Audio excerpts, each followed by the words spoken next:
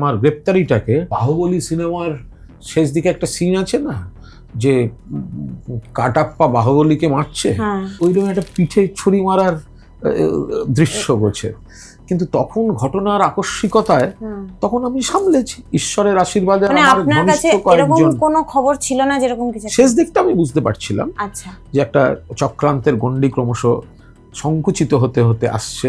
আমার ঘনিষ্ঠ কয়েকজন তারাও খুবই বিপদে সংকটে ছিল এবং আমার পাশেও ছিল, এবং আমি তারপর ভগবানের আশীর্বাদে আমি লড়েছি, আমি সামলেছি। তার কারণ একটা কারণ ছিল, আমি জ্ঞানত অন্যায় করিনি, এটা আমি আমার কাছে ক্লিয়ার ছিল। তাহলে আমি আমার কাছে পরিষ্কার থাকার দরুন মাথা উঁচু করে কোর্টে বলেছি, রাস্তাঘাটে বলেছি, জেলে বলেছি, সেলে বলেছি। অনেকে জেলে গেলে সেটাকে উচ্চারণ করতে চায় না, ভাবতে চায় না, ভুলে যেতে চায়। আমি একদম বলতে চাই না, আমি একদম চর্চা করতে চাই। আমার লেখালেখির মধ্যে ঘুরে ফিরে আমার জেল জীবন আসে, আমার বলার মধ্যে জেল জীবন। আমি কেন লুকোবো, বা নাকি আমি লুকোতে পারবো?